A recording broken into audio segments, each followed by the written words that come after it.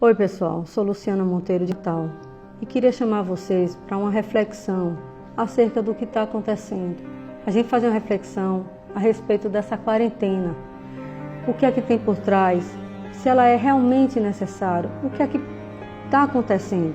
Eu fiz um texto e peço licença a vocês para ler. Mais de 400 mil pessoas curadas no mundo e a imprensa só fala de mortos e infectados. A tragédia da audiência e a audiência dá dinheiro, muito dinheiro. A mídia há tempos não tem audiência tão alta. Será que a quarentena é ruim para ela? O STF retirou do presidente a autoridade sobre a reabertura das atividades econômicas, passando a governadores e prefeitos essa prerrogativa, dinheiro de rodo, para gastarem como bem entenderem e sem prestação de contas. Será que a quarentena é ruim para eles? Há um remédio que já foi autorizado pela FDA, que é a Anvisa dos Estados Unidos, pela Anvisa daqui e pelo Conselho Federal de Medicina, com eficácia conhecida há muito tempo e comprovada, mas apressaram-se em desmerecê-lo porque ficou conhecido como remédio de Bolsonaro. Informaram, desmereceram e negaram a esperança e cura para as pessoas por questões pessoais e políticas. Se não fosse eficiente, o Dr. Davi Wipper, coordenador do Centro de Contingência de São Paulo, tomaria inclusive com autoprescrição e que se curaria? E o Dr. Roberto Calil, médico do Hospital Sírio-Libanês, médico de Lula e Dilma, inclusive, tomou e foi curado. O general Heleno Wajgarten, um veterano da Segunda Guerra com mais de 90 anos, a mãe dos donos do Prevent Senior, concorrente do plano que o ex-ministro Mandetta trabalhava, mas também tomou e se curou. Na saúde, sabemos que mesmo o remédio certo tem que ser dado no momento certo e na dose certa. Sabe-se também que a diferença entre remédio e veneno é a dose. Doses erradas, para cima ou para baixo, é contraindicado e perigoso. Por outro lado, o remédio não pode fazer mais mal que a doença. Para matar o carrapato, não precisa tocar fogo na vaca. Estima-se que 38 milhões de brasileiros vivem da informalidade. Feirantes, pipoqueiros, vendedores de picolé. Estima-se também que mais de 600 mil empresas faliram.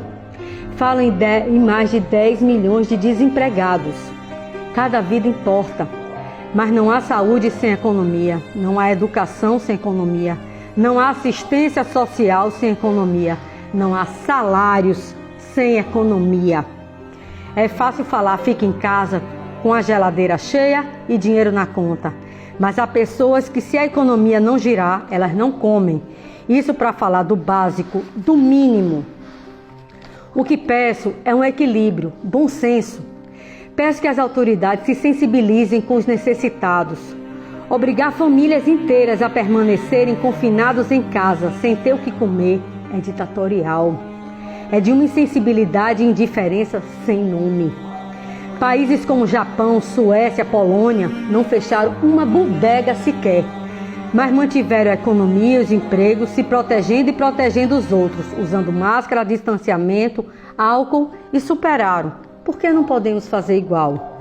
Apelo pelos empregos, pelos necessitados e, repito, há muitos lucrando com a tragédia. Pânico espalhado na população não ajuda nem resolve. Informação e atitude, sim. Quantas epidemias já enfrentamos? Gripe suína, gripe aviária, H1N1, H2N3, cólera. Na H1N1, usamos o Tamiflu e superamos. Por que essa é diferente? Vemos governos prendendo cidadãos nas ruas e em casa e soltando criminosos a quem estão atendendo. Por que gestores se negam a liberar as atividades com as devidas precauções? Só há no mundo inteiro um trabalho sobre quarentena e esse trabalho é da China, a mesma que originou essa e outras pandemias. Mídia lucrando, políticos lucrando e nós sofrendo. Será que estão mesmo preocupados com o povo? Freud, o pai da psicanálise, médico, dizia que a humanidade prefere a fantasia. A fantasia é mais sedutora que a realidade. A mentira é mais doce do que a verdade. Mas a mentira dói muitas vezes e a verdade dói uma só. Pensem nisso.